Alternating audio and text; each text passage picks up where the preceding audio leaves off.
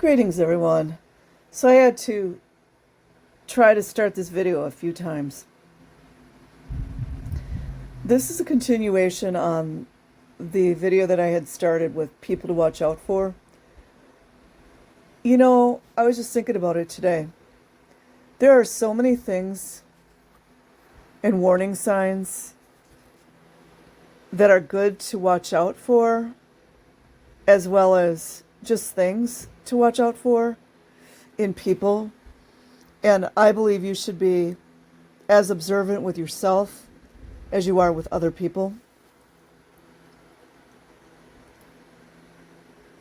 What is it, that old saying, what's good for the goose is good for the gander? You know? So,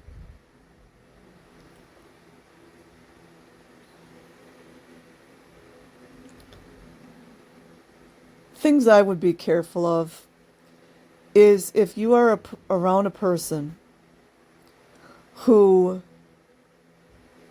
is either always praising you or praising other people. Like, not that praising a person is not a good thing, but if it's excessive, is something to watch out for. My personal opinion, if a person is praising someone excessively, they want something from that person. There's some type of manipulation going on. It's not that you can't appreciate people. It's not that you can't ever praise them, especially when it comes to children. But if anyone's doing a lot of it, it's something to really take heed.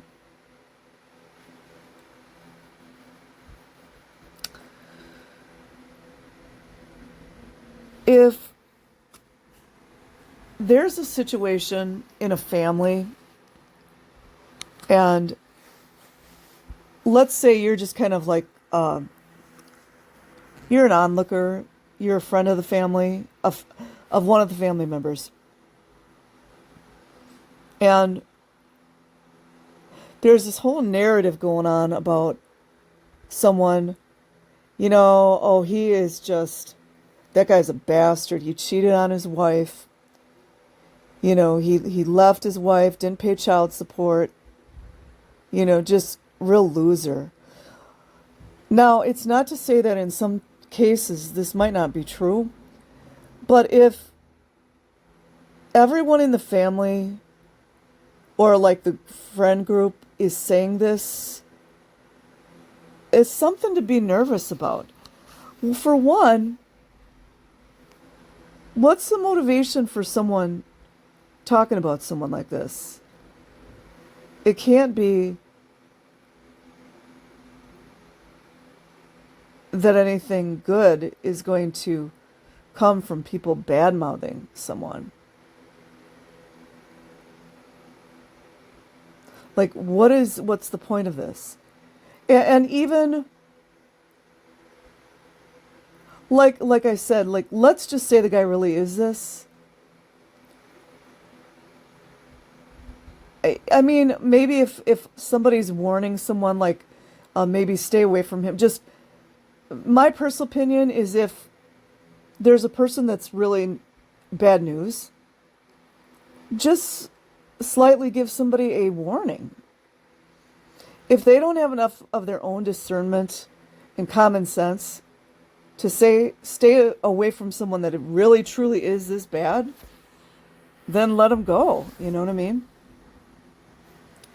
I personally get really nervous when I'm around a group of people, family, friend group, whatever it is, and everybody is repeating the same story. That tells me that these various individuals do not have enough discernment or critical thinking skills to make up their own minds. And like the whole story with this guy, he's a loser, he doesn't pay his child support. If he really is indeed this, honestly, a person wouldn't need to say much. That's why I'm very nervous about stories like this. I just use that as an example.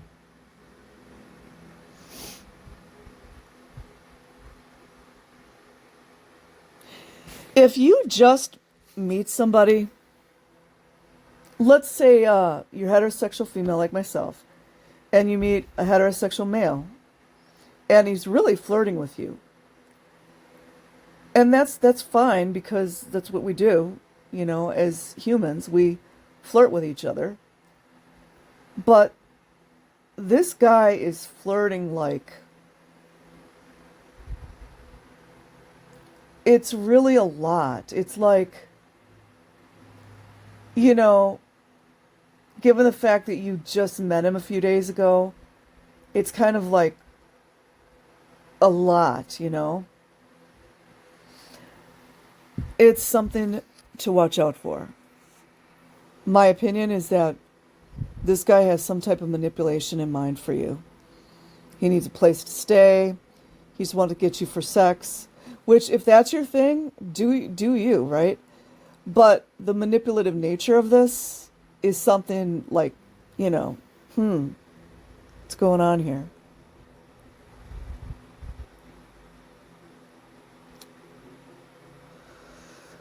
I'm thinking here.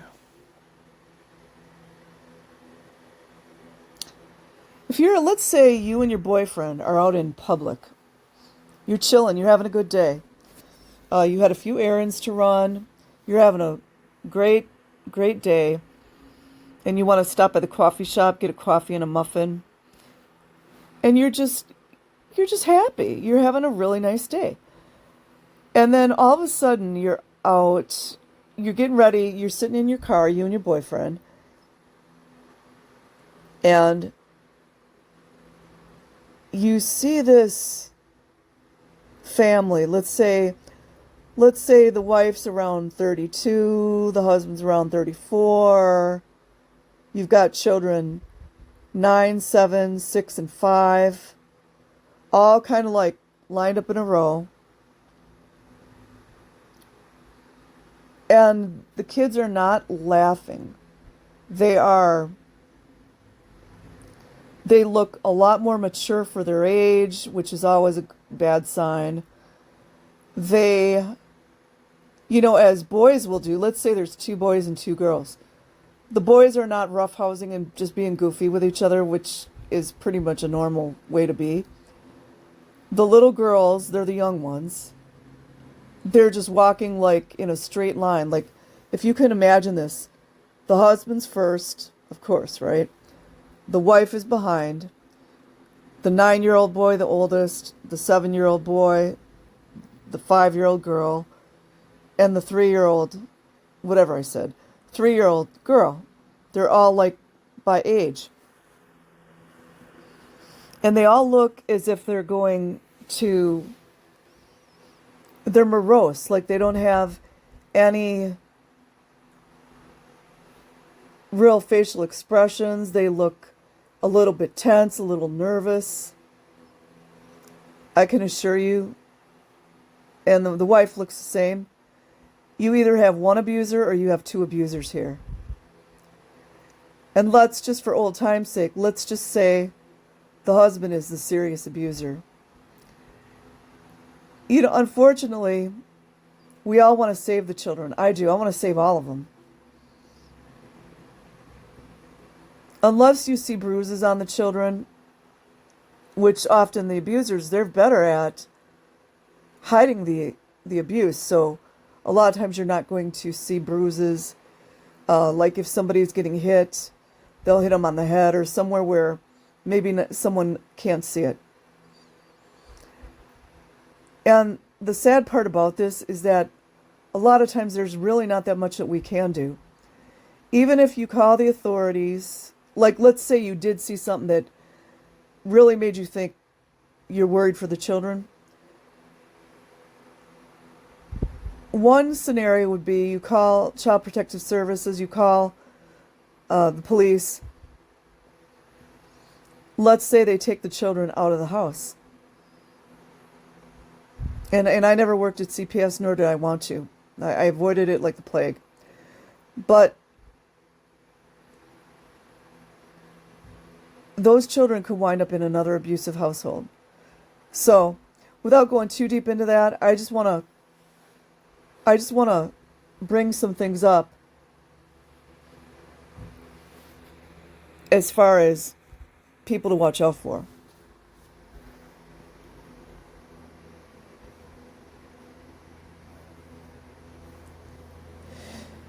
Now, I lived in New York City about 2 years back in my young years. Like, I was 27, 28, 29. So I'm like familiar with scammers and con artists. I'm not to say I've never been conned, but it's few and far between. Very few and far between. But you ever have somebody come up to you like, oh, yo, I got this idea and, you know, we could make all this money, or, hey, are you looking for a job? And they're real, like, in your face, and, you know, we've got this temporary employment company over here, and we'll try to get to people to work. And if anything's like too over the top, not that, like, you know, sometimes people really are doing some things and it's not necessarily a con, but all that over the topness, that's because they're working real hard to sell you on something. And anytime people have to work that hard on selling you something, it's probably something to question. I'm just saying.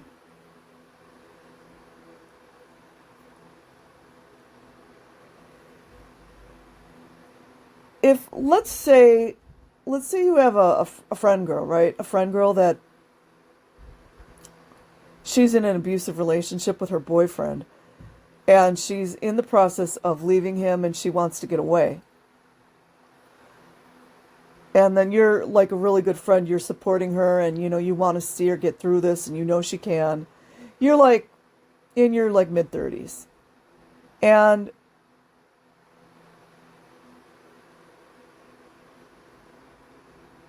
all of a sudden,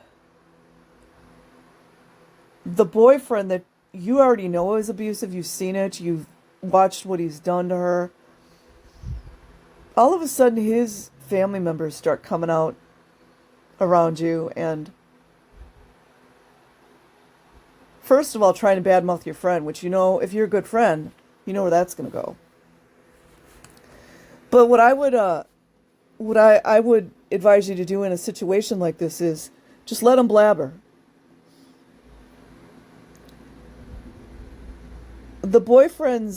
Let's say the boyfriend's sister is like, you know your friend Janice has a drug problem, right?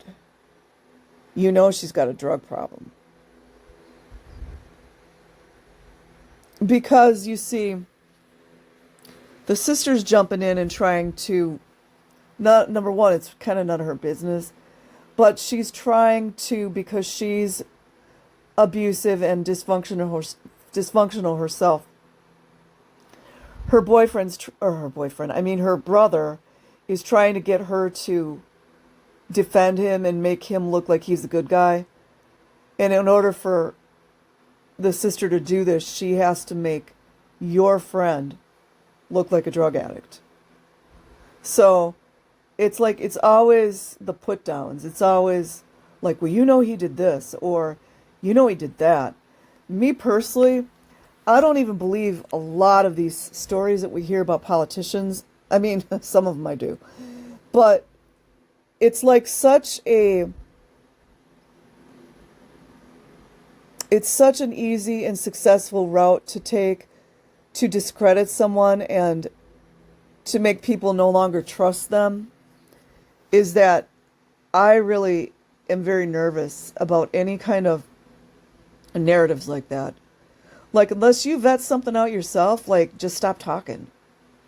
I feel like a lot of people just talk and talk and talk and talk, and they won't shut the fuck up. They just blah, blah, blah, blah. And I always think to myself, like, if that's the case, why don't you just All this time you spent babbling, go and do your own research. Now, sometimes research can be faulty. It might not be the best research, but don't just take what someone else says at face value. That makes me nervous when I see people like that. Like, what? So, people that like spend a lot of time talking and you don't see them vetting things out or doing their own research or backing up the things that they say with their own facts, with their own receipts. I don't really trust that. So, this is going to be short and sweet today. I'm definitely going to cover more of this. I think there's a lot to be learned. And I hope that these few little scenarios that I gave you a little insight, especially for the young ones. Have a great day or night wherever you are. Peace.